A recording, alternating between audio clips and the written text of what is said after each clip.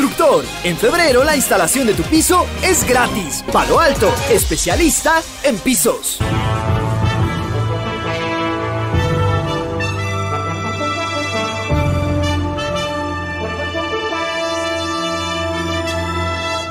Aquí da inicio el programa de opinión más influyente de la radio. Las emisoras Democracia M y XFM presentan la revista de opinión Democracia, con la conducción y dirección de Gonzalo Rosero.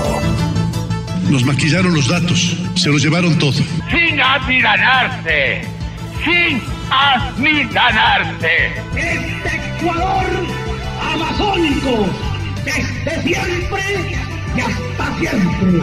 ¡Viva la patria! Combatiremos la corrupción, la de ahora y la de ayer, y la que podría venir, la de dentro y la de afuera. La revista de opinión Democracia, los temas realmente relevantes, analizados con la visión crítica del periodismo libre. Da inicio la revista de opinión Democracia, el programa en el que usted cree. Comenzamos. Gonzalo Rosero, credibilidad incuestionable.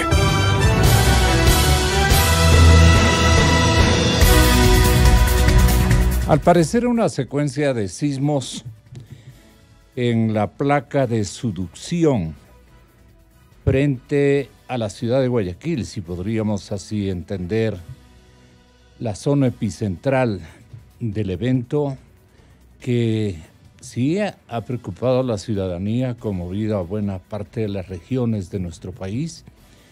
En el oriente, naturalmente, el empujón, si así podríamos llamarlo, de la placa de subducción apuntó al lado guayacense, a la ciudad de Guayaquil, digamos a toda el área del Guayas, y esto se ha introducido por la cordillera hasta la zona amazónica, y entonces nos resultaba de comienzo pensar que el más fuerte de los sismos se operó en la provincia de Zamora Chinchipe, ¿no es cierto?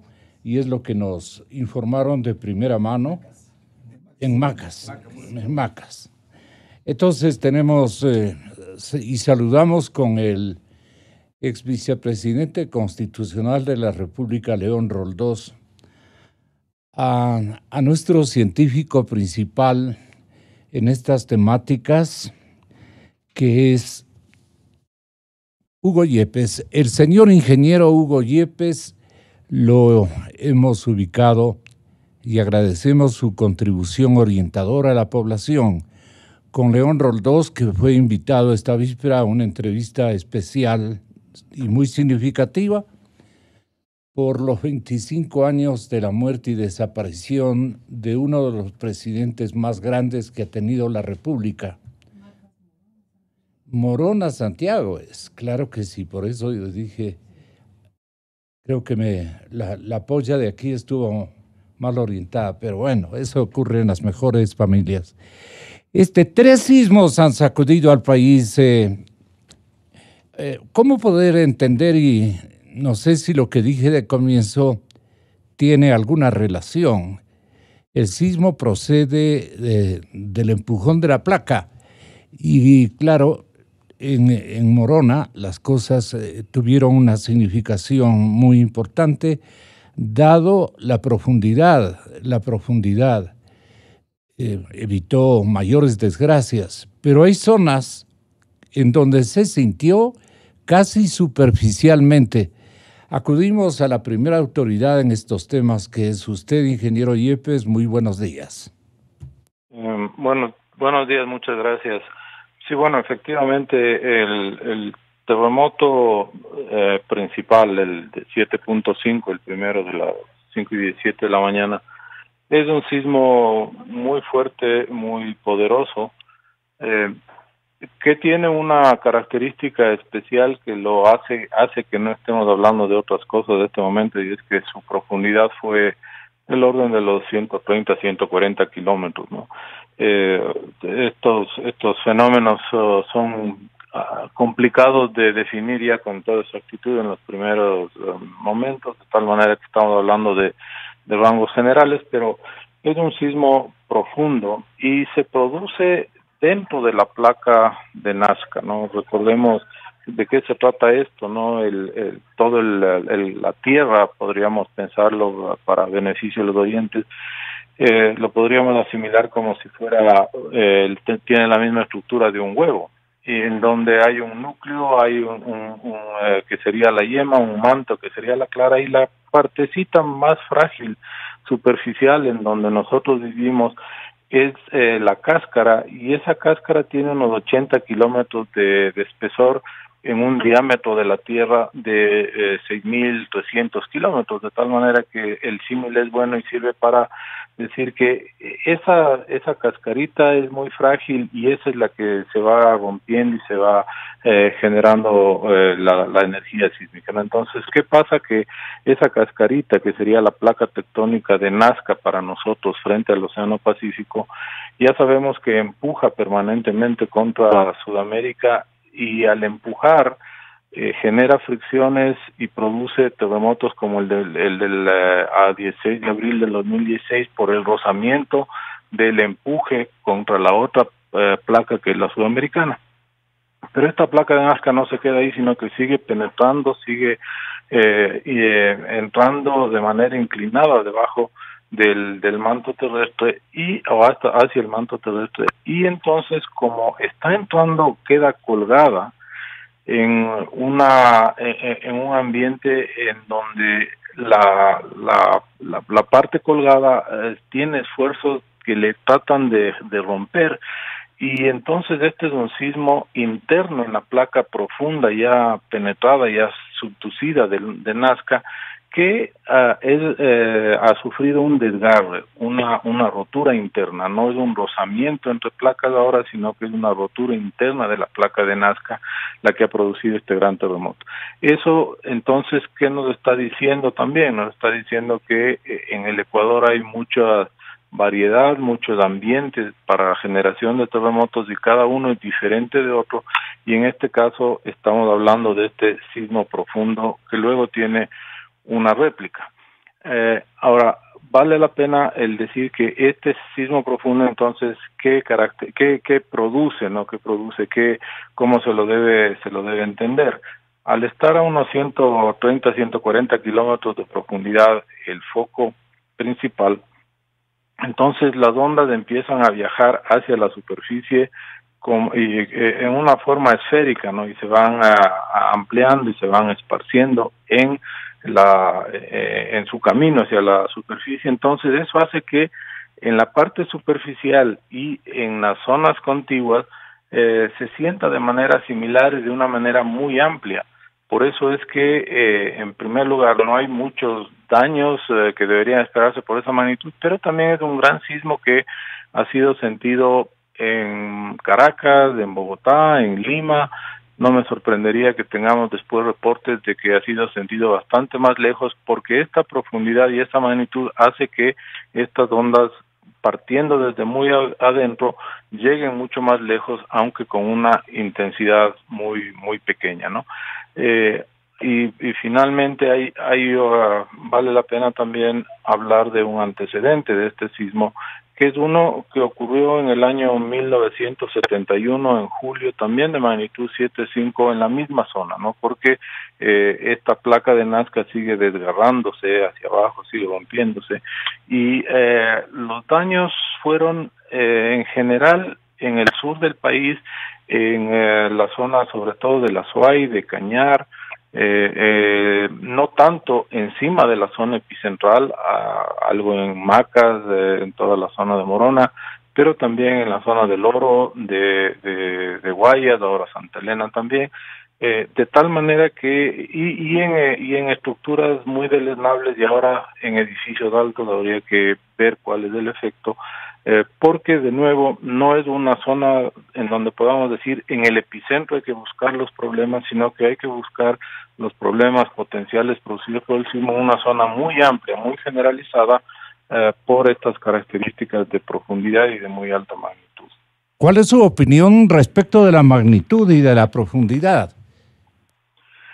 Bien, la magnitud, como digo, es 7.5, entonces representa de los terremotos profundos que se han producido en el país, Es el primero o el segundo más fuerte desde hace 120 años, ¿no? Entonces, ¿Y la profundidad? Y la profundidad es del orden de los 130, 140 kilómetros, ¿no? Entonces, insisto, eso hace que las características de este sismo, a pesar de ser de una magnitud muy alta, sean muy diferentes al de 7.8 del 2016. Sí, sí. En la zona amazónica, digamos, afectada, o que se sintió con mayor preocupación, la profundidad es más superficial, creo yo. No, al contrario. La profundidad es una característica única del terremoto, es como decir el nombre y el apellido, ¿no? La magnitud y la profundidad le caracterizan eso, entonces es única para ese evento, y luego se siente de manera diferente en diferentes sitios en función de la distancia que estemos de este foco de generación de terremotos. Entonces, la distancia mínima ahora es 140 kilómetros desde abajo, que se llama el foco o el hipocentro, hasta el epicentro. Y las distancias hacia las zonas aledañas no serán mucho mayores porque ya al estar muy abajo, las ondas que viajan se vuelven unas ondas más o menos planas y llegan casi al mismo tiempo y con la misma intensidad en zonas muy amplias. Por un evento institucional muy significativo, se encuentra en la capital de la República, desde horas de esta víspera, el ex vicepresidente, mi compadre León Roldós. Él tiene algunas inquietudes como ciudadano. A ver, lo que pasó en el Guayas, lo que seguramente le han reportado los familiares en la ciudad de Guayaquil. Bueno, cuéntenos y cuéntenle al ingeniero Yepes. Gracias a usted, Gonzalo, y gracias a usted, Hugo. A ver, yo tuve la llamada inmediata de mi familia, mi señora y mi hijo. En Guayaquil se sintió muy fuerte, y en Guayaquil hubo una réplica fuerte y una menor en pocos minutos más. Pero claro, ahí aparecía que el epicentro se decía que era acá en Morona, Santiago, pero la pregunta de Guayaquil era por qué se siente tan fuerte. Pero la explicación suya es muy clara, Hugo, y yo creo que... ¿Cómo asimila usted el informe del ingeniero? No, yo creo que es muy claro. Y lo importante sería reproducirlo porque siempre hay que estar preparado. Ese riesgo del choque de las placas es un riesgo real en el Ecuador. O sea, puede ser que haya habido más sismo, que haya sido más fuerte en otras ciudades, en otras regiones en el mundo, me refiero, en Chile, en México, pero en el Ecuador es un riesgo muy fuerte y hay que estar debidamente preparado para un riesgo de esa magnitud. Ahora, lo que ha ocurrido de bueno y de malo, por coincidencia o por simultaneidad hasta este momento virtuosa, llamémosle así, en la zona amazónica, en la provincia de Zamora Chinchipe, como que también podía haber repercutido en mayores márgenes de daños en las ciudades y poblaciones orientales. ¿Por qué ventajosamente no se dispersó el movimiento, tal vez por la profundidad? ¿Cómo considera la profundidad, cómo llegó hasta el área amazónica, ingeniero? Sí, bueno, en primer lugar, buenos días a León, y para un poco aportarle en entender cómo funciona y cómo se sienten las cosas, ¿no? Al tener esta placa de Nazca, que es una losa, digamos, de unos 80 kilómetros de profundidad, que está debajo de nuestro país de manera general, y sobre todo en la zona oriental y desde Guayaquil hacia el sur y por todo el Perú, es una placa muy bien definida, mientras que en la zona de los volcanes más al norte es más caliente y menos definida. Entonces, en la zona sur, cuando hay un desgarre interno de esta placa, en esos 80 kilómetros de la losa, digamos, de la placa, se atrapan las ondas, y se quedan vibrando, y claro, como está inclinada desde la costa hacia el oriente, al romperse abajo en el oriente a 140 kilómetros, sube por esta placa canalizada y sale a nivel de la costa. Entonces se siente más en la zona de Guayaquil, del Oro en general, porque estas ondas están muy bien atrapadas en estos 80 kilómetros de placa que está debajo del continente, del país en la parte sur. Pero también hay que decir una cosa, esto que es un poco técnica, pero vale la pena el compartir esta con los oyentes, ¿no? Que estos terremotos profundos no producen unas ondas que se llaman superficiales, que sí se dan en los terremotos como el del 16 de abril, que son los que más daño producen, porque las características del terremoto no generan estas ondas superficiales, y es por esto que también, aunque se la sienta de manera muy clara y muy fuerte, la energía misma que viene en el movimiento lateral de vaivén no es un poco menor, y eso hace que no haya tanto efecto en lo que serían edificios altos, pero claro, se lo siente muy bien, y hay la necesidad de establecer los daños, ¿no? Ahora, es también importante...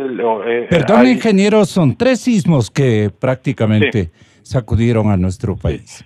Exactamente, entonces tenemos el primero, que es un 7.5, inmediatamente... A las 5 de la mañana, 17 minutos. Sí, y inmediatamente viene otro que es una réplica de magnitud 6, que al ser un sismo tan grande, una réplica de magnitud 6 es parte de un proceso natural de continuar la ruptura, pero estos sismos profundos tienen una característica de que no producen mayor cantidad de réplicas, ¿no? Entonces este 7.5, el 6 y eventualmente unas pocas que todavía se pueden sentir será lo que nos enteremos sobre este sismo, a diferencia de los superficiales como de nuevo el del abril del 2016, que produjo algunos miles de réplicas, tal vez cerca de 15 o 16 mil réplicas entre pequeñas y algunas muy grandes y muy complicadas, ¿no?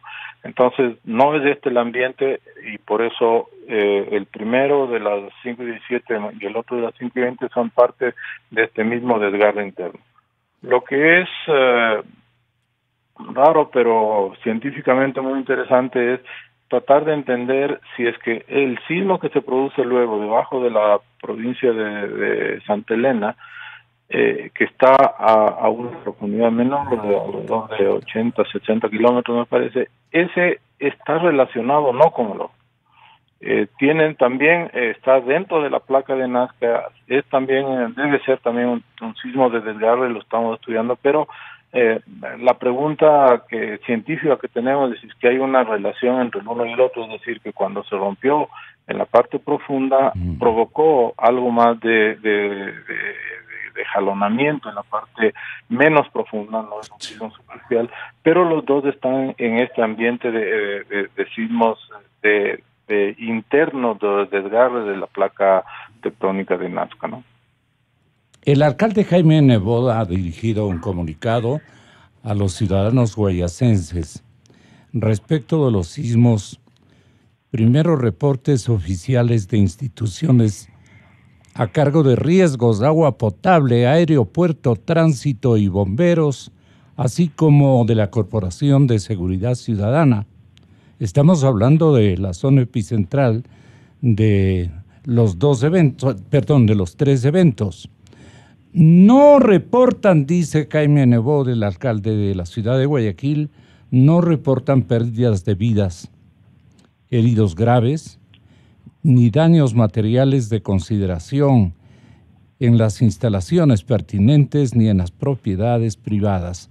Favor, sigan actuando con serenidad, le dice a la ciudadanía guayacense o guayaquileña, a la provincia del Guayas y al resto de jurisdicciones, no que tienen que ver con su gobierno seccional, pero nos recomienda practicar medidas de precaución. Nos recomienda Nebot mantenerse en contacto con los medios que considere la población son significativamente muy bien enterados o, digamos, trabajan exclusivamente con sustento de informaciones oficiales pertinentes me pareció importante dar a conocer la primera reacción del señor alcalde en la ciudad de Guayaquil. León Roldós tal vez tiene alguna otra inquietud para Hugo Yepes. En definitiva, son 3 eventos, 3 sismos que sacudieron el país a partir de las 5 de la madrugada con 17 minutos. ¿Qué podría eventualmente continuar, ingeniero? Sí, el evento de eventos, ¿no? Es el producto, o debemos esperar, como el producto de unos sismos profundos en donde vamos a ir entendiendo de manera mejor estos daños menores, felizmente, pero generalizados. En geología utilizamos mucho el pasado para entender las cosas, y el sismo de la zona de la misma zona epicentral del año 71 mostró que estos daños fueron bastante claros en las zonas rurales de las provincias de La Suay, en la provincia de Cañar, de Zamora, y también en las zonas de Oro, Guayas, pero sobre todo en las zonas rurales. Entonces, esta posibilidad de todavía tener que ver efectos específicos en zonas, en lo que es muy vulnerable, en lo que tiene ya unas condiciones previas de debilidad, es lo que seguramente vamos a seguir viendo en el resto del día, ¿no? Y de todas maneras, por las características mismas la zona más cercana, digamos, en la zona oriental, serían roturas de vidrio, rajaduras de paredes. Los colapsos todavía no se encuentran, pero tendrían que ser esporádicos y en zonas rurales. Recordemos, hace poco tuvimos la experiencia del terremoto debajo del sur de la provincia de Chimborazo, en la zona de Chillanes, en donde fueron las casas de adobe muy pobres, muy mal mantenidas, muy viejas, las que se dañaron, y solo salió a la luz estos daños después de unas horas, porque claro, son zonas apartadas rurales y muchas veces sin comunicación clara hacia dónde reportar, ¿no?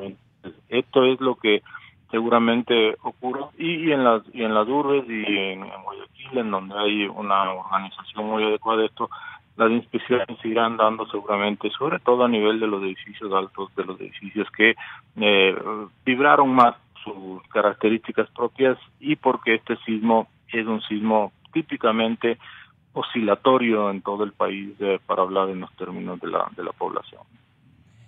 Nos vamos a mantener en pendiente y, ingeniero, estaremos a molestarle en próximos minutos para alcanzar de usted una macroevaluación de los 3 eventos sentidos en buena parte de nuestra territorialidad. Así es que con León Roldós le despedimos y le agradecemos por su generosa contribución científica técnica y obviamente con conocimiento y especialidad en su noble misión científica. Muchas gracias, ingeniero Hugo Yepes. Mil gracias, Hugo. Gracias. Con todo gusto, muchas gracias también. Bueno, estaremos atentos. 3 sismos que sacudieron al país. Lo de esta víspera también nos resulta muy significativo. Hay un préstamo del Fondo Monetario Internacional que nos da un gran respiro, y por eso el motivo de mi convocatoria al estudio. Usted es uno de los vicepresidentes más enterados de la materia macroeconómica, de experiencia de seguimiento fiscal, es su especialización fundamental. El préstamo del fondo nos da un gran respiro, pero naturalmente nos hemos puesto a pensar cuál es a cambio el programa de ajustes. No siempre el Fondo Monetario apoya y suelta el dinero, por así graficarlo, si no hay un un compromiso, un plan de compromiso de parte del gobierno del presidente Moreno, que ha sido bastante austero en proporcionar ese género de informaciones. ¿A qué cree usted que se ha comprometido en términos generales el orden fiscal que le ha comprometido la administración Moreno al Fondo Monetario Internacional, ex vicepresidente Roldós? Mi gracias, mi saludo a quienes nos están escuchando en todo el Ecuador, y a usted en particular, Gonzalo. A ver, yo creo que hay que ser bien claro en algo. El Fondo Monetario en sí da un crédito, pero ese crédito, el del Fondo Monetario, no es utilizable porque va a la reserva del Banco Central del Ecuador. O sea, en definitiva, ese crédito lo que da es un soporte al Banco Central que en el gobierno de Correato fue totalmente depredado. Depredado al extremo que hay un problema de caja en el Banco Central, sobre las cuentas en el Banco Central. Entonces yo creo que esto es importante que tengamos claro. ¿Cuál es la trascendencia de lo del fondo?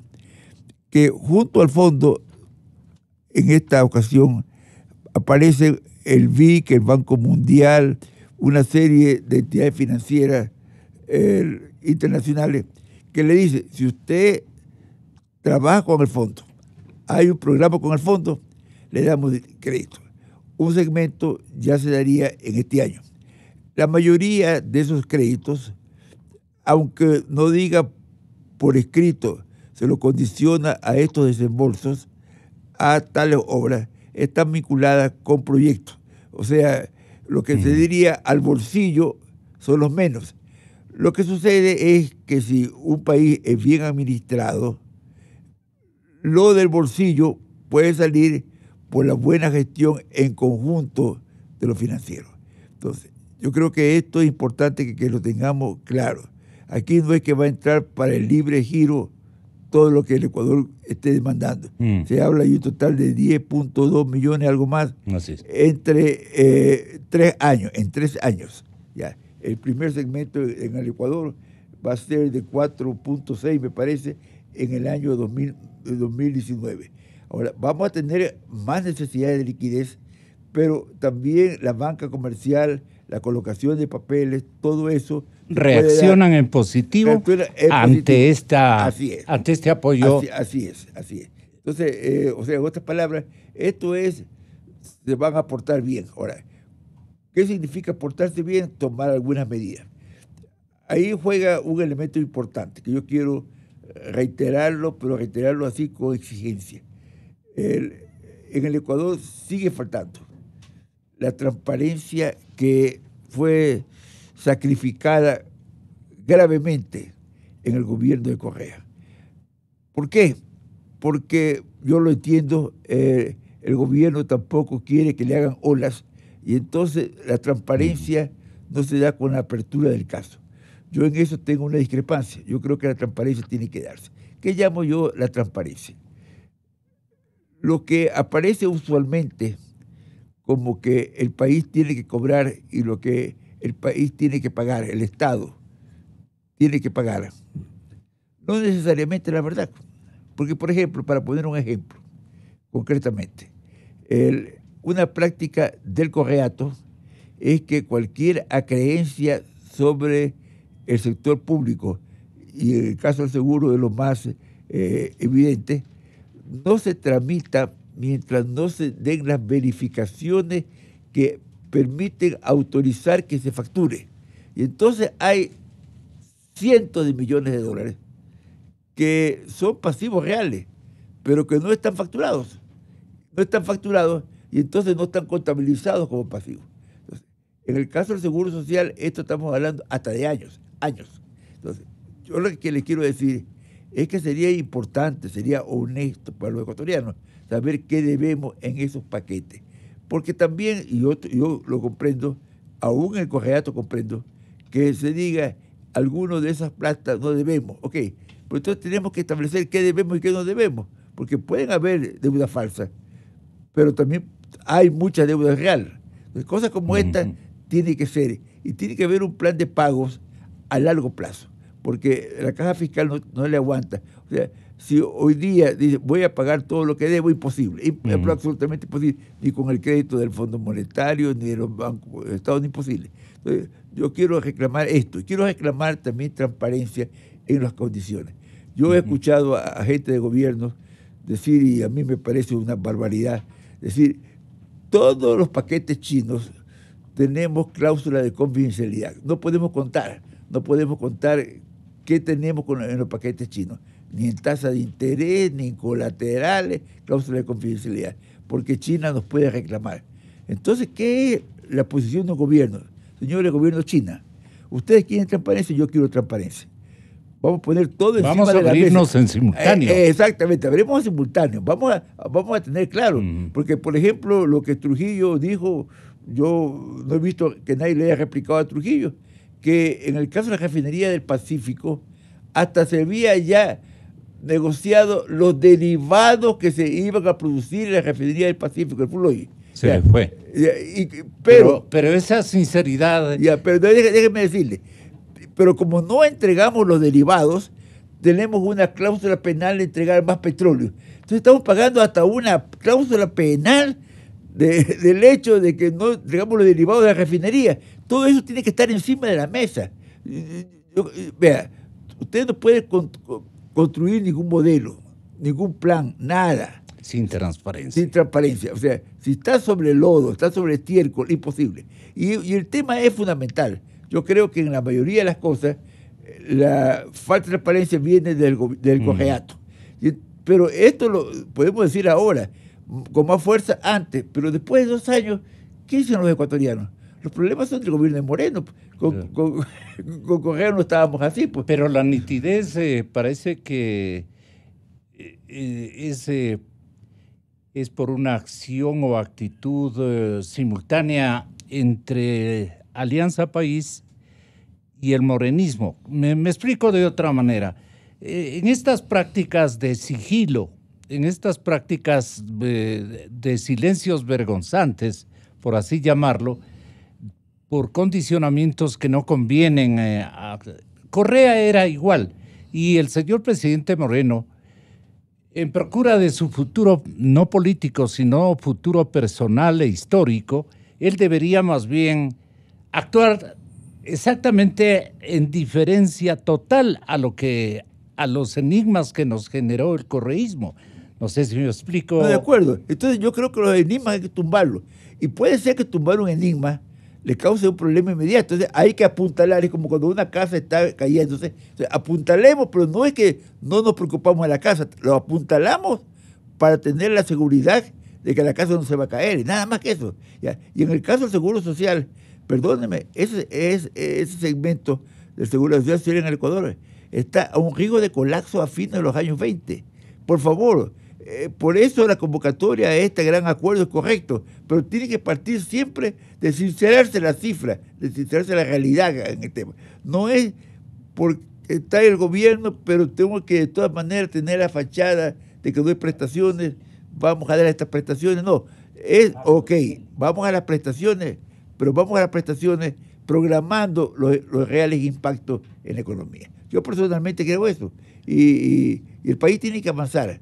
Tenemos jornadas electorales inmediatas, tenemos ya pre-campañas presidenciales, entonces cuidado, todo va a quedar marcado con estos sesgos, y eso no es conveniente. 10,000 millones ha conseguido el presidente Moreno de organismos internacionales. Para 3 años. Pero tienen que ser desembolsados en 3 años. Y lo principal, ¿a cambio de qué? ¿Cuál va a ser lo que antes llamábamos la carta de intenciones de parte de nuestro país? A ver, el tema es con qué severidad las cartas de intenciones se manejan. Déjeme esto ubicarlo así como un matrimonio. Cuando recién comienzan a salir, no es que se ofrece el oro y el moro, pero se da una visión positiva de las cosas. Esto vamos a hacer. Acá es algo parecido.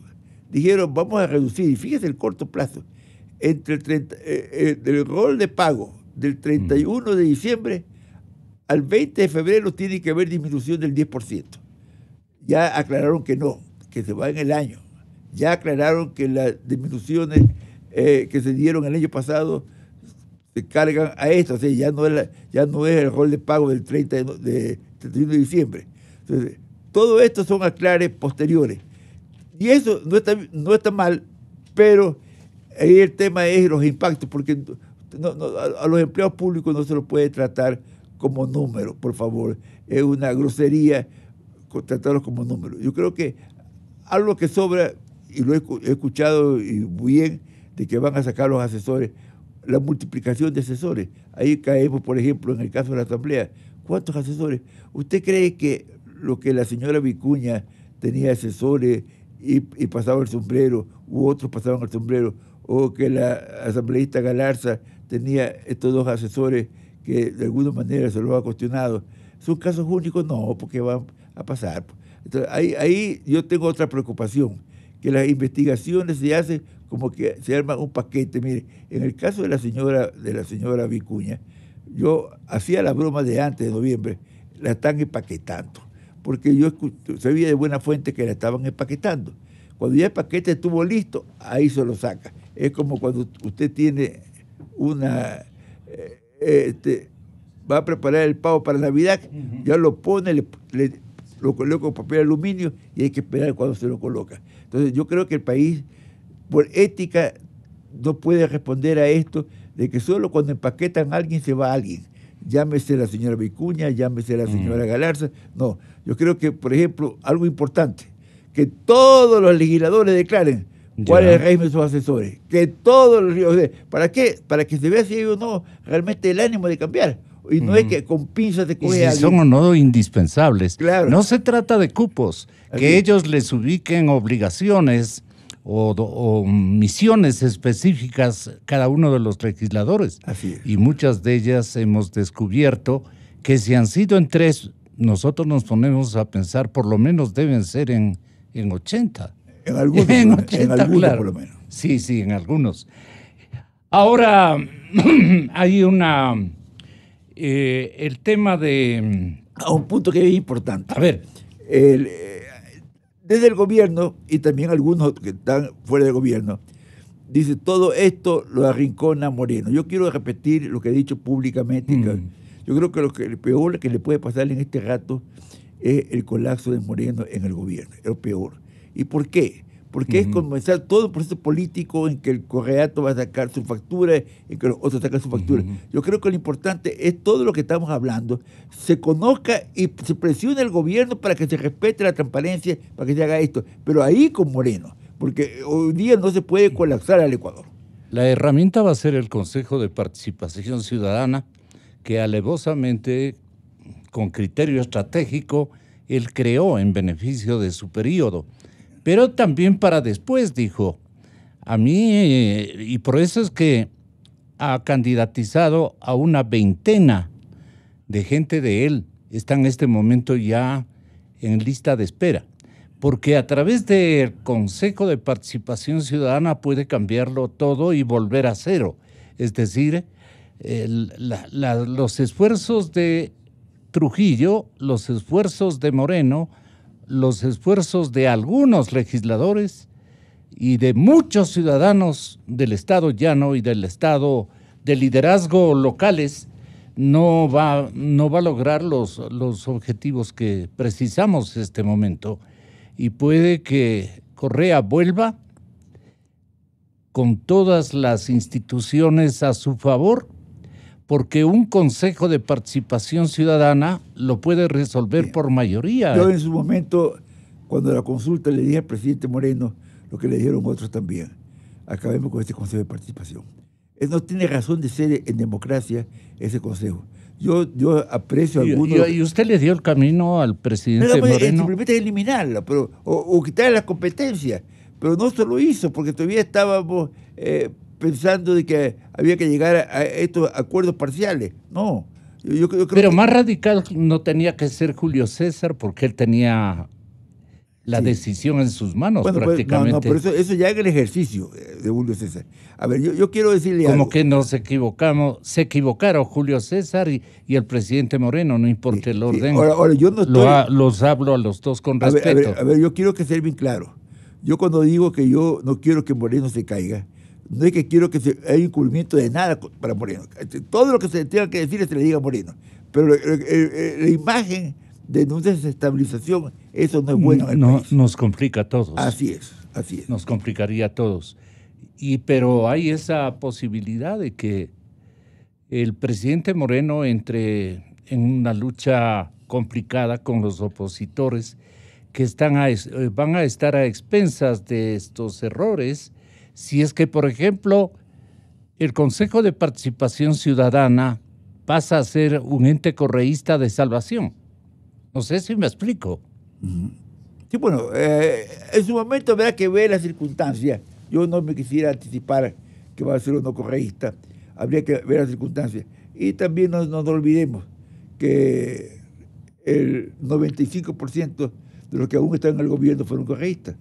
O sea, que viene aquí otro detalle, que algunos como que reciben la presión del correato, no digas nada porque también te podemos sacar a ti cosas, digamos. Entonces, esa imagen, cierta o falsa, también pesa mucho en todo esto. Y eso ha intervenido también en las últimas lides, ¿no? Eso sí, pero yo creo que se han estado autoextorsionando, amenazando, chantajeando. Si Moreno ha dado los pasos que ha dado, él tiene que seguir profundizando los pasos de la transparencia. Y entonces, ¿qué sugiere usted con respecto al Consejo de Participación? ¿Qué hacemos con él? O el peligro de que con una buena campaña y mucho dinero está guardado para estas lides, se liberen de Moreno, se liberen de todo a través de este Consejo de Participación que puede volver a cero. De los que dicen que son del correato, la mayoría, su formación y su capacidad es de medio para abajo. Así que yo tampoco podría decir que serían, si tuviera ahí Patiño, por ejemplo, con toda la pasión que tiene Patiño, por ejemplo, fuera diferente. Pero aquí estamos hablando de personas de medio para abajo. Lo que pasa es que terminamos desjerarquizando, quitándole jerarquía al Consejo de Participación, cuando no debió existir en la forma que está. ¿Okay? Entonces yo creo que, de hecho, nadie está esperando que haya un Consejo de Participación que vaya a ser otro trujillazo, no. Eso no se está esperando en este rato en el Ecuador. Se está esperando el riesgo de que los del correato quieran invertir lo hecho hasta ahora. Y creo que el tema pasa también por la transparencia de todos los concursos que aún están pendientes. Porque en el caso concretamente de la Corte Constitucional, al país le cayó muy bien lo actuado, porque es una muy buena Corte. Entonces, el tema es los ya designados en otros espacios, los que están por designarse, tienen que tener similares características. O sea, que pasen una evaluación ciudadana. Es fundamental.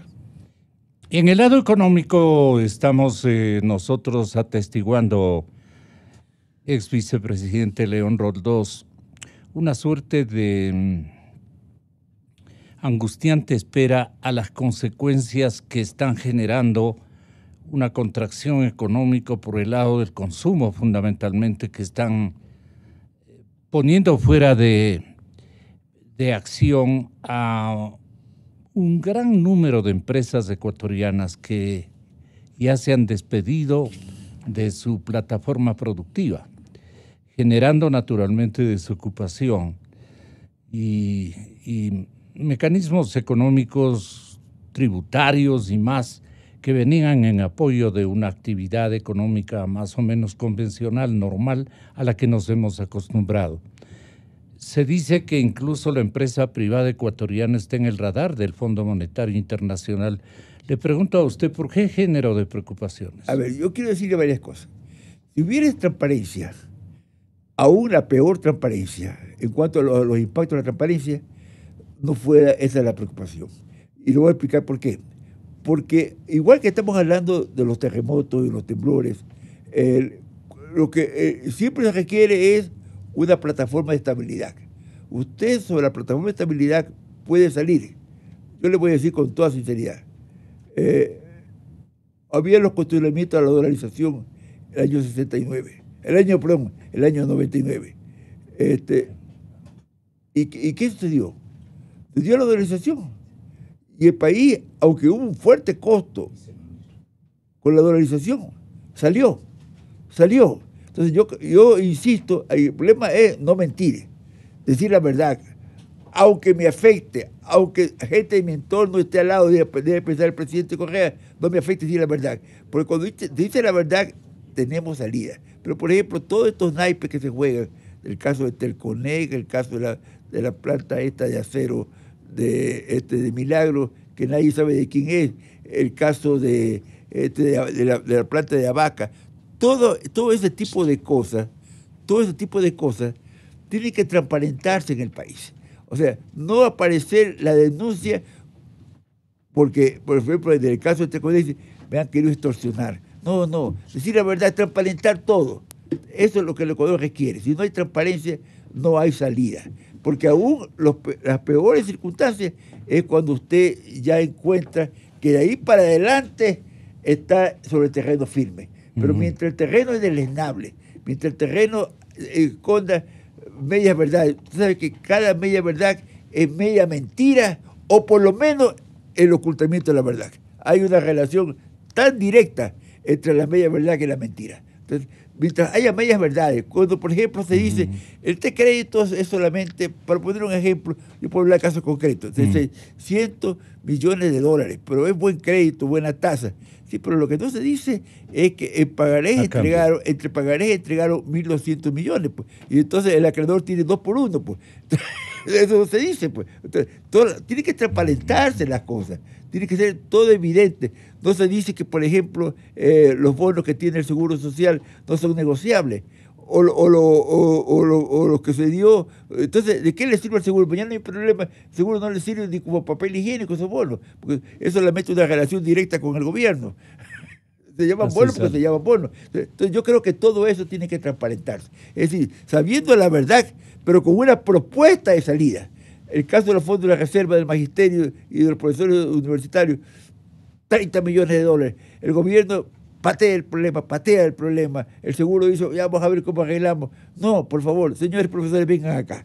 No tengo dinero, pero les puedo dar bonos reales a 5 años y váyanse tranquilos. Si ustedes quieren que elegir el cheque, imposible. Ya. Entonces, cosas como esta decisión necesitamos, transparentar y decidir. Esto es fundamental. Esto es fundamental. Yo quiero usar una frase que, con esto ya no molesto más Gonzalo, una frase que cuando el tema de la deuda en una reunión en Guayaquil, el presidente Moreno dijo, y yo estaba también la ministra Viteri, dijo, la ministra Viteri siempre jugando a estas las medias verdades, que esto puede ser así, no puede ser así. En un rato terminado, Moreno dijo, vea, yo no quiero que me comparen mañana ni ser un Correa por la corrupción, ni ser un Magua que terminó odiado. Yo lo interrumpí y le dije, perdóneme, a Magua que el Ecuador no lo odia, lo desprecia, porque no tuvo personalidad para oportunamente tomar decisiones. Ese es su riesgo. O sea, a un hombre el desprecio es mucho más fuerte que el odio, porque el desprecio es ¿de qué sirvió? ¿Para qué sirve? Yo creo que este mensaje se lo dije en privado con 10 personas, pero lo repito públicamente. Un gobernante no puede caer en ser un sujeto despreciable porque no tiene la fuerza para rescatar la verdad que es la transparencia. ¿Qué tiene que transparentar adicionalmente el presidente Moreno? Pero absolutamente todo. No, respecto de estos préstamos. No, es que los casos que estamos hablando. Ya. Los casos que estamos hablando. O sea, y también toda la liquidación de lo que le entregaron acciones, entre comillas, de las empresas del Estado, de la CFN al Banco Central. No tiene ninguna competencia el Banco Central. Eso tiene que liquidarse. Tiene que establecerse un sistema de bonos realmente liquidable. Cosas como esa tienen que ser fundamental. Y perdona, nunca nos contestó León, la última molestia. ¿A qué cree o atribuye usted que 5.200 y pico de empresas, nada más ni nada menos que 5.265 empresas, han quedado en estado inactivo? ¿Cómo se puede resolver este asunto? Porque estamos hablando de transparencia. A ver, ese dato tampoco es cierto. Yo le voy a decir por qué no es cierto. ¿Ya? Porque hoy en el Ecuador... Es dato de la superintendencia de compañías. Déjeme decirle. Pues no son empresas, son membretes. En el 70 es un membrete. Porque en el ¿Lavados? Ecuador, no necesariamente lavados. Desde que en el Ecuador se puso la obligación de que todo en lo tributario y en lo ¿Impositivo? y en lo que es laboral Ya. hay garantía de pleno derecho, o que no lo hayan escrito, del representante legal, de los administradores, directores, otros, y de los accionistas. Desde que se puso eso, entonces ahora hay multiplicación de compañías, pero multiplicación. Usted ve una compañía, dice, los socios son la compañía Pepa Morada, Pepa Azul, Pepa Verde. ¿Cuál es el dueño de la compañía Pepa Azul, Morada y Verde? La compañía Pepa Rosada. Ya. ¿Y cuál dirige la empresa? Usted ve una empresa linda de fotos. ¿Quién dirige la empresa? La Pepita Verde es la que dirige la gerencia de la compañía, porque puede gerenciar una compañía, una persona jurídica. La Pepita Verde. ¿Y quién es la Pepita Verde? No, es Granito Azul más Granito Verde. ¿Y quién es? Al final, déjeme así graficarle. Sí, cuando yo comencé, el lenguaje es crudo, pero todo eso tiene que transparentarse. Entonces, ahí hay muchos membretes que siempre fueron membretes vacíos. Siempre fueron membretes vacíos. Déjeme decir una experiencia relativamente reciente. Primero la histórica. Cuando yo comencé a trabajar en la superintendencia de bancos, había un señor, digo cuánto nombre porque es un pintoresco de la costa, un señor Sotomayor que terminó quebrando. Cuando ya se llegaba a un acuerdo con los bancos, el señor Sotomayor decía que pase fulanito, y pasaba fulanito, y tú decías que está teniendo un papel diciendo, eres el gerente general de la empresa. Bueno, hoy día pasa eso en el Ecuador, pero pasa con empresas muy respetadas.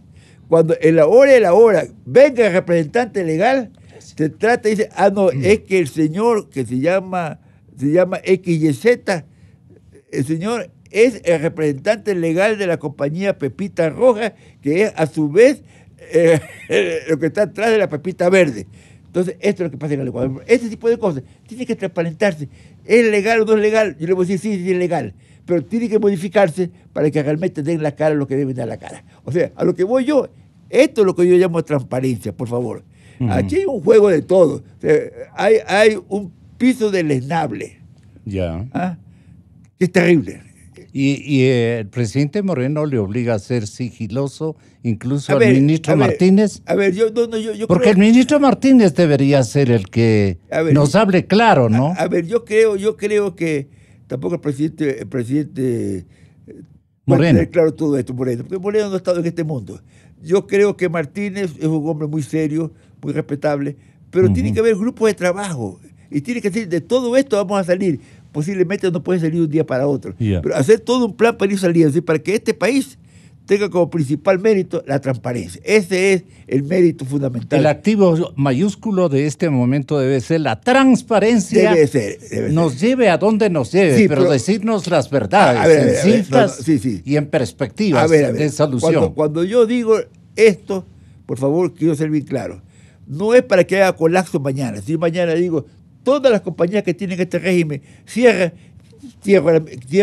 la tercera parte de las empresas en el Ecuador. Pues, entonces, tengo que hacer un programa. Hay que ser cuidadoso. Un programa, pero primero transparentar. Pero ¿sabe qué? Pero vamos a salir de la manito. Vamos a salir de la manito en 3 años, en 4 añños, en 5 años. Eso es lo que yo digo. El viceministro de Minería nos honra con su presencia también. Y se lo presento si no lo conocía. Ya estamos saludando. Sí. Justamente... Ese es otro mundo parecido. Sí. Ese es otro mundo parecido. El tema oscuro. De estas cosas, no necesariamente es trampa. No necesariamente no por trampa. No necesariamente mala fe. Es por salvar los muebles. Si mañana hay un problema, tengo que salvar los muebles. ¿Okay? Entonces, ¿por qué? Porque ha habido toda esta escalada de este tipo de cosas. Yo quiero mandar un mensaje bien claro. Yo no quiero que el país colapse. No quiero que mañana se diga, todo el mundo dice la verdad, terremoto. No, cuidado, hay colapsa el país. Colapsa, se hunde. Ahí toca la placa de Nazca con la placa tejana. ¿Ok? Ya. Tener identificado y luego ir esto viendo cómo lo vas corrigiendo. Lo vas corrigiendo en 2 años, en 3 años, 4 años. Esto es lo que yo planteo en el país. Solamente una última consulta, abogado. ¿Cuánto mismo? ¿Serán como 4.600 millones que llegarían este mismo año de parte de los multilaterales y del Fondo Monetario? ¿Usted objetivamente A ver. cómo cuantifica esta posibilidad? También yo me pongo en el papel del ministro ante la prensa, que no todas las cosas son claras, ni el ministro puede hablar con la franqueza que yo hablo. Vea, yo a mis casi 77 años, en meses cumplo 77 años, me puedo dar el lujo de decir lo que digo, ¿ok? Entonces, ya, pero no todo el mundo puede hablar. A ver, es que es importante. Pero usted sigue de cuarentón, ¿verdad? Ya, mire. El tema es que lo del Fondo Monetario no es girable por el gobierno. Ya. No es girable. Le dan es un soporte de liquidez. Ya. Un soporte de liquidez que en el anterior programa, el que se hizo cuando la dolarización, se estableció que inclusive había una reserva permanente de liquidez que tenía que tener el Banco Central. Hoy día de alguna manera vamos a recuperar esa reserva, pero que no es girable. Pero sí te da una reserva de liquidez que te dice, esto no quiero mañana, ¿ok? Esto es importante. Eso está... todo lo del fondo es para eso. El fondo no es un centavo para gastar. ¿Ya? Pero es el soporte de liquidez que hoy día, dramáticamente, no el actual presidente del IES, el anterior presidente del IES, un día me dijo en Guayaquil, tengo un problema, tengo saldo de más de 1.800 millones de dólares en el Banco Central, pero el cupo que tengo de girar son 200, porque el Central no tiene liquidez sino por menos de 2.000. Entonces, ese tipo de cosas se acabó cuando venga el Fondo Monetario. El Fondo Monetario le pone el soporte. Pero bastante bueno para nosotros. Sí, o sea, ya los de la torre no nos van a seguir engañando. Pues. Ya, ok, entonces, eso es lo primero ya. Lo otro sí es para desembolsar. Ayer alguien le dijo al ministro, del libre giro, ¿cuánto es? Digo, esto menos un segmento, yo diría, es a la inversa. El segmento que él puso de libre giro no es libre giro. Es de utilizarle por el gobierno el programa de gobierno con alguna laxitud, sin la rigidez. Y hay un segmento que solamente lo puede gastar en esto. Entonces, lo ideal sería que el gobierno, yo creo que esto internamente, porque muchos no lo van a entender, haga esta aclaración, tengan claros todos, que lo que es Fondo Monetario es solamente Banco Central, es para tener esta reserva de liquidez que la eliminó Correa.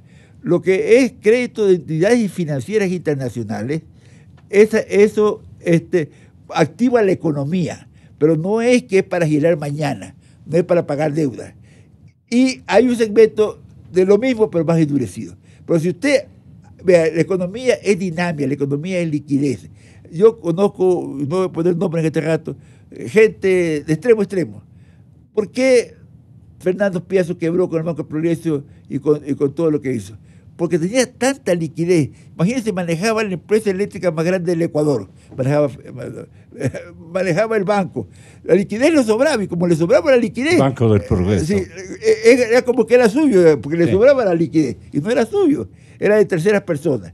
Esto, pues, el otro caso es el sujeto que acumula bienes. Por una consulta profesional, conozco el caso de alguien que tiene activos que le sobran, pero no tiene un millón para girar. Entonces, déjenme decirle, las empresas y los sujetos quiebran por falta de liquidez. También quiebran por derrochar liquidez. Entonces, yo creo que todo esto debe haber un equipo de gobierno que esté trabajando. Yo se lo he dicho al ministro Martínez, que sí lo entiende. Lucho Moreno, creo que Moreno es más difícil que entre en este mundo. Digamos que tiene que conjugar las dos cosas. Hay que ir conjugando los activos con liquidez. Si usted pone a trabajar, perdóneme, así de simple, bien trabajado, no en gastar en asesores, no en gasto inicuo, pone a trabajar 2.000 millones, esto puede significar en la economía un impacto de 6.000, 7.000 millones. Pone el ritmo que lo ponga a trabajar. ¿Okay? Me van a condenar si es que no le pregunto lo siguiente. Dicen que vía Fondo Monetario y colaterales o multilaterales vendría este año unos 4.600 millones de dólares. Ese es el programa inicial. Sí, pero necesitaba como 9.000, pues, el ministro Martínez. A ver, vuelvo al tema. Sí. Parte viene de créditos de otra naturaleza, donde también es importante que se diga la verdad, pero con un programa es posible acceder a esos créditos. sin la trampita de que giro el doble de bonos y solamente la mitad que la deuda, mentira. La deuda es el doble que giraron. Entonces, sin trampita puede girar. Pero además, si la economía se dinamiza, también el dinero multiplica. Un dinero bien manejado se supone que puede, por rotación, duplicarse en un ejercicio. Duplicarse. Todo depende de cómo lo maneja, pero si se derrocha, si hay almuerzos, hay cenas, dispendios, ministros que viajan en aviones del Estado, no, entonces ahí, digamos, no hay bolsillo que aguante, no hay bolsillo que aguante, ¿ok? Un abrazo, gracias muchas gracias, León. Y siempre un gratísimo recuerdo. No hablamos del juez de cuentas. Bueno, eso ya habrá otro momento. Es interesante, yo apoyo la idea con algunos cambios de la propuesta. Yo quiero decirle algo. Entre los mejores amigos de Jaime Roldós estuvo Gonzalo Rosero, cuando Jaime Roldós era un abogado idealista que hacía política. Ni siquiera era legislador. Gonzalo fue un amigo tan leal, tan consecuente. Gonzalo tiene un espacio en nuestro corazón, pero de por vida. Llevaremos. Lo quise mucho y lo sigo queriendo. Créase que en momentos difíciles que vive la patria, que vive o ha vivido este medio de comunicación, siempre le he invocado un auxilio de inspiración. Y por lo que él predicó, nosotros siempre nos guiamos por ese gran discurso del Estadio Olímpico, con pifias y todo. Pero lo que quiso hacer Jaime Roldós a partir de esa fecha fue neutralizado, porque por designios del Altísimo la muerte lo esperaba. Del Altísimo o de alguien más. Y de alguien más por el que peleamos. Bueno, por favor, gracias y mi homenaje al pueblo de Quito, del Ecuador, por intermedio de Radio Democracia. Gracias, León. Aquí están en los 25 años aniversario luctuoso para el Ecuador que perdió un gran hombre. Esta era su palabra. Nuestra gran pasión, oídeme, es y debe ser el Ecuador. Este Ecuador que no lo queremos enredado en lo intrascendente, sino en lo valeroso, luchador, infatigable, forjando un destino de grandeza. El Ecuador heroico que triunfó en Pichincha. El Ecuador de los valerosos de hoy, heroicos luchadores de Paquilla, Machinaza y Mayaicu, inmolados en esas legendarias trincheras. El Ecuador heroico de la cordillera del Cóndor, el Ecuador eterno, unido en la defensa de su heredad territorial. El Ecuador democrático, capaz de dar lecciones históricas de humanismo, trabajo y libertad. Este Ecuador amazónico, desde siempre y hasta siempre. ¡Viva la patria! ¡Viva la patria! ¡Viva la patria!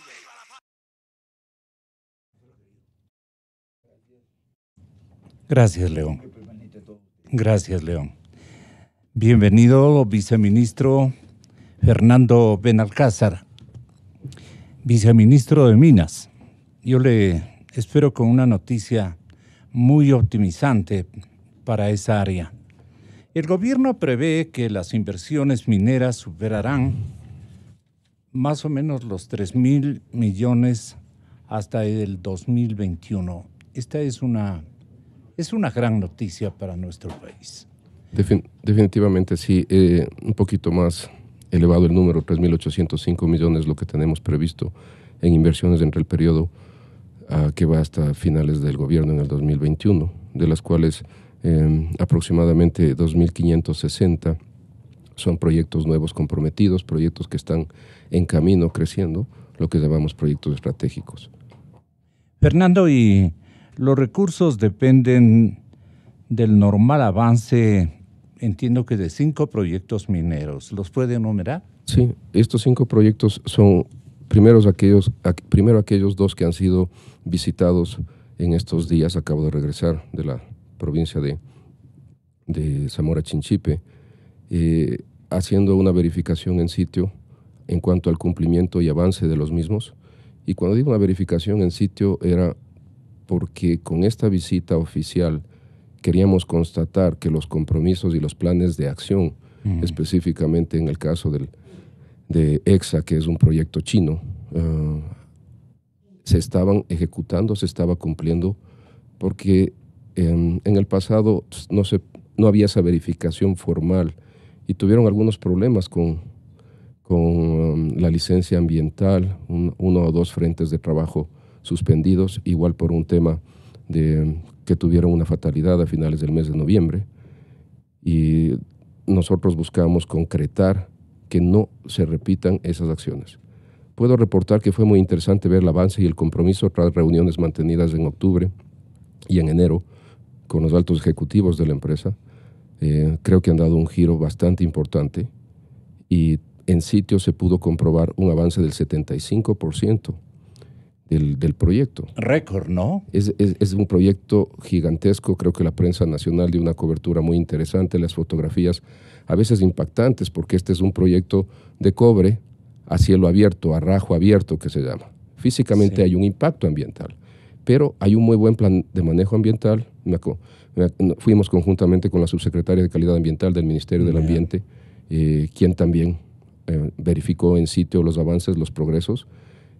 Como le digo, uno o dos frentes están parados, pero por otro lado, estamos conscientes de que el gobierno tiene un rol de control y la empresa ha aceptado ese rol como debe ser contractualmente, y definitivamente es un proyecto con un impacto económico gigantesco para el Ecuador. Ya vamos a hablar de aquello.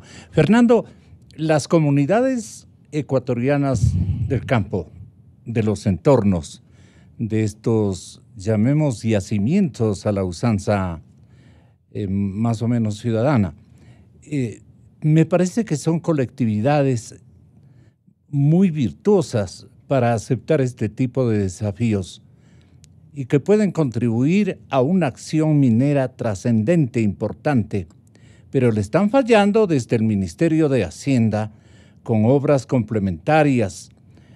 No son limosnas, tienen que ser inversiones significativas de carácter especialmente productivo, educativo, de construcciones, de activos, que les permita a ellos exhibir al resto de organizaciones comunitarias de que el gobierno está en buena lid y que vale la pena convertir donde hayan vetas, donde hayan yacimientos, convertirlas en productivas, con un apoyo social del entorno.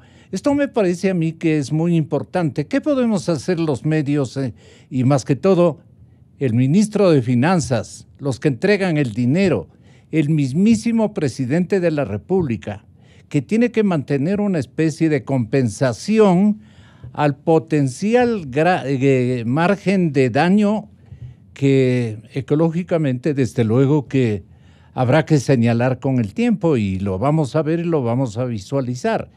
Pero si hay una obra allí, en el sitio, o cerca de ella, en favor de las comunidades, de carácter eminentemente productivo y de servicios, me parece, de movilidad incluso, me parece que las cosas podrían estar muy bien distribuidas o repartidas. Viceministro, ¿qué opinión tiene de lo que yo le estoy manifestando sin ser muy diestro en estas materias? Usted lo es, en cambio. Digámoslo en 3 puntos claves contractuales. Tiene usted razón. El primero, todos los proyectos están obligados a un aporte de desarrollo comunitario asociado con el cumplimiento de la ley y con las prácticas que tienen las grandes empresas multinacionales con temas de responsabilidad corporativa. Es decir, eso es algo propio de la empresa, maneja la empresa, donde busca el desarrollo comunitario, que busca generalmente integrar en la cadena productiva y en el desarrollo de capacidades y habilidades. Le voy a dar un par de ejemplos a seguir. En Fruta del Norte, algo que me sorprendió, y si usted lo comprueba, el tercer contribuyente ante el SRI es una empresa comunitaria, una empresa que se llama Servicios de Catering Las Peñas, que es de la comunidad Los Encuentros. ¿Por qué es el tercer contribuyente? Porque el primero es Exa Mirador, el segundo es Fruta del Norte Landing Gold. Qué increíble. Y la tercera es esta empresa que nace... En la misma familia. Es algo interesante. Estuve ahí ayer, almorzamos ahí, antes de ayer, perdón, el servicio de primera. Yo pregunté, ¿y quién nos da el catering? En la industria la comunidad extractiva es muy común que la comida sea muy buena, claro, petrolera, minera. Me dicen, es un proyecto que hicimos con las comunidades, desarrollamos en los últimos 3 años con ellos una capacitación y hoy día está aquí, quiere hablar con uno de los propietarios. Conversé, me la entrevisté con el señor y me dijo, lo más importante para mí es que si no hubiese recibido dentro del programa comunitario de la empresa esta capacitación, nunca hubiéramos tenido esto. Hoy día tengo grupos de mujeres que trabajan en provisión de productos, servicios, vegetales, insumos en general, grupo de mujeres que manejan todo el tema de limpieza y cuidado de los campamentos y grupo de mujeres que manejan todo el proyecto de lavanderías. Y tengo grupos y organizaciones de hombres que están nada más y nada menos que cumpliendo con toda la cadena de provisión. Es un claro ejemplo. Vamos al otro lado, en Mirador.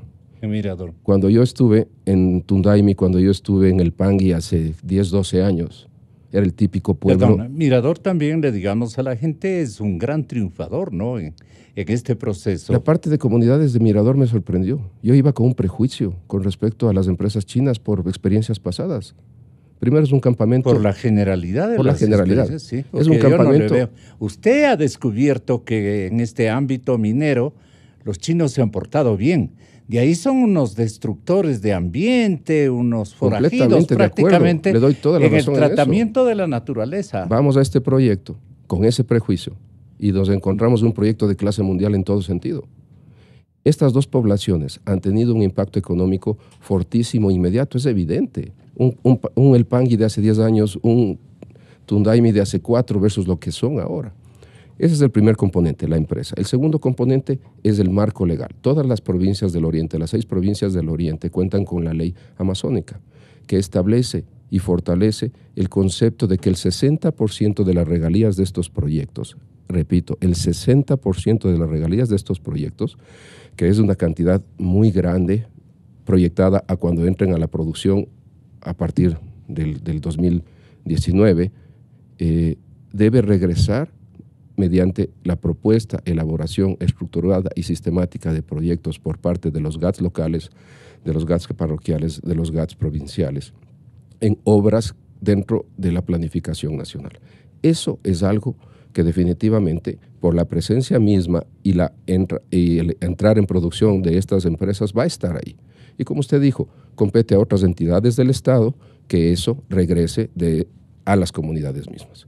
Y el tercer componente que yo decía que es muy importante contractualmente es un componente ambiental con un gran impacto social para las comunidades, en el que se establece y se fija un monto sustancialmente grande para lo que es reconformación y cierre de la mina, que eso es un requisito de la ley de minería, a diferencia de lo que pasó en otras actividades extractivas del pasado, que no se preveía para eso, no se planificaba para eso.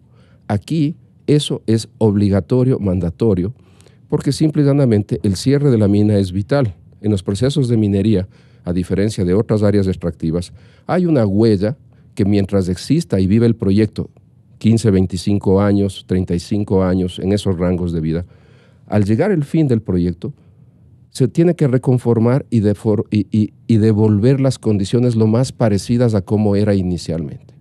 Otra cosa que me sorprendió, y hay que comentar en general, en los 2 proyectos, a los señores que cuidan mucho el ambiente como nosotros mismos, como el ministro Pérez, que nos encanta el tema ambiental,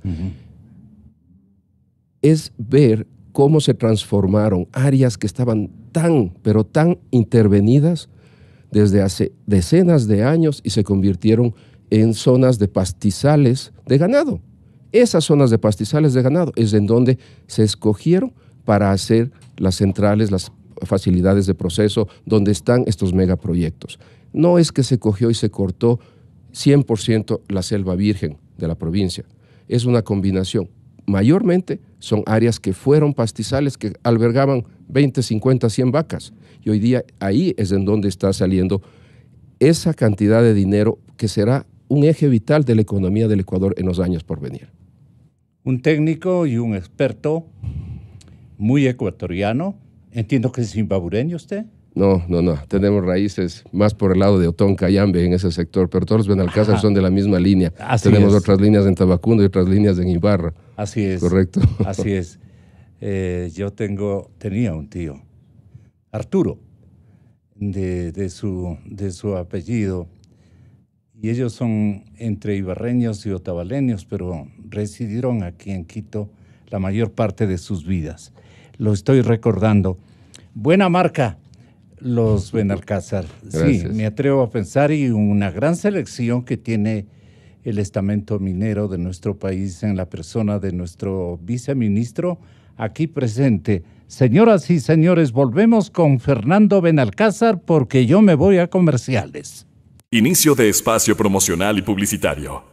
Ser primero es más que un número, es una actitud, una forma nueva de ver las cosas. Es innovar, sorprender, estar a la vanguardia, porque Capitán manda.